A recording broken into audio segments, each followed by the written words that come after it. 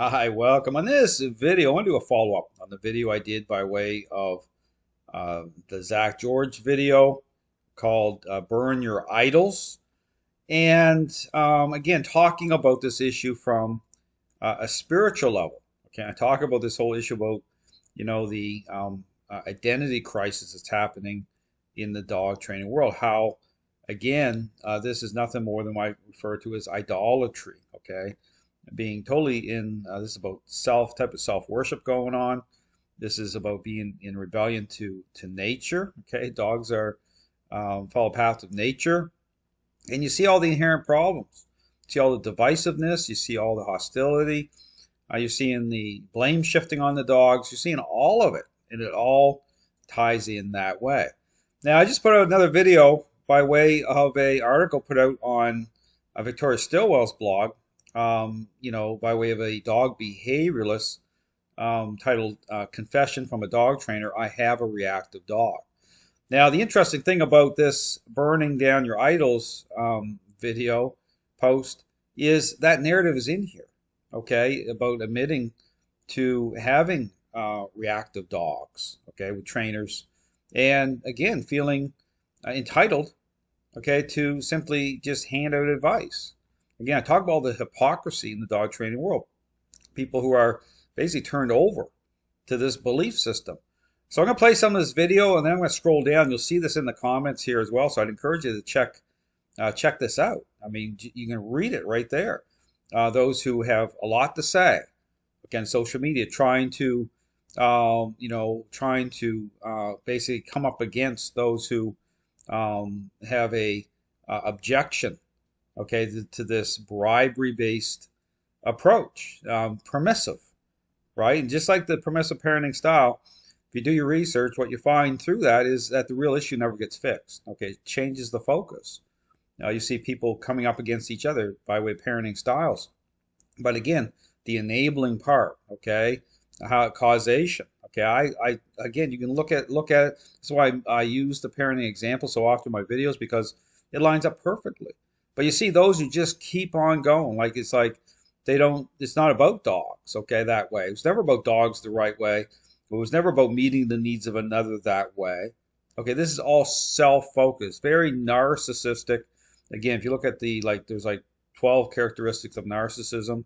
You go through, check the boxes off, look at the characteristics of this, learning-based ideology. It just lines right up, okay? Based on appearances, lack of depth, false narratives, hypocrisy, the big lie I talk about. It's a false image of nature, right? That's all it is, but it's all about self-focus. This is all self-focused stuff here.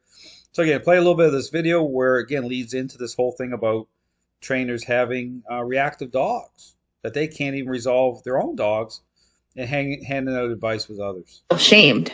You do? I do, because I remember when I was coming up and I wanted to start on social media, and here I am, this self-professed in the process of certification with a reactive dog, saying, I can help you fix your reactive dog.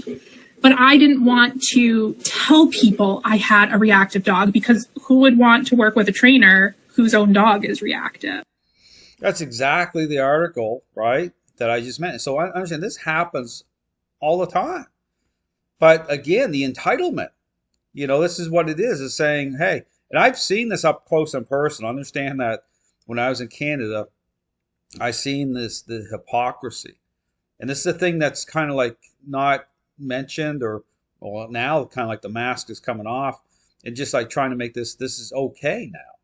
It's okay to just, be you, right? Just to, because this is all just feelings based. This isn't about truth, right? This is just about trying to get other people come into agreement with this foolishness, right? That's what it is.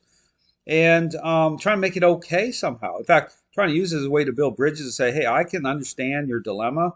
I have a dog that, is in just as bad a shape. But here's some advice. I mean, just think about that. It's so out in left field. But that's where we're at.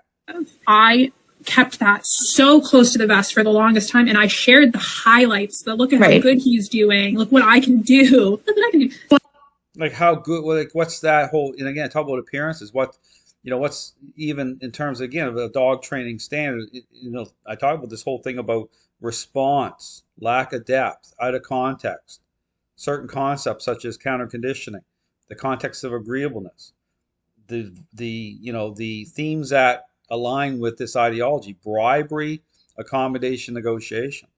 Then blame shifting on the dogs. See, that's what happened. The dog's left holding the bag, so to speak, when it comes to stress, ongoing relationship issue, and the human. Because understand the human's in control of everything here.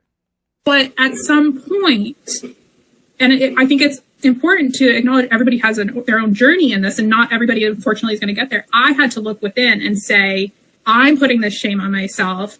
I would want to see somebody that has this reactive dog or is having this shared experience with me that I can connect to. But the same thing.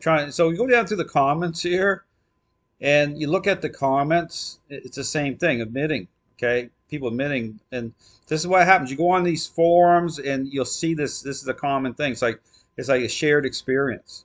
It's like we're on this journey together. Well, what type of journey is that? Like, just think about it. I mean, but that's where we're at. The dog training world's a mess for a reason. But these are the same individuals that feel, entitled, like they're gonna try to slam down, and very easy to do, unbalanced dog training. I talk about that. So exploiting all the confusion, all agenda driven. This is all about the self focus, right? Human. This is all self. And so this ideology is just, that's why I line up the permissive parenting style, the enabling, right? And this is what happens. But dogs are amazing animals. I talk about, they blow this right out of the water. I mean, it's not like dogs don't have a voice in what they're telling us through the conflict of this, right? They're in conflict with this. That's why unresolved behavioral issues, there's your answer. I mean, that's where it's at. The truth is there. You just have to step back. But people are so turned over to this stuff because it's all about them, their feelings, their emotions, right? But then at the same time, wanting, like, demanding that other people come into agreement with us. No wonder the dog training world is a mess. Thanks for watching.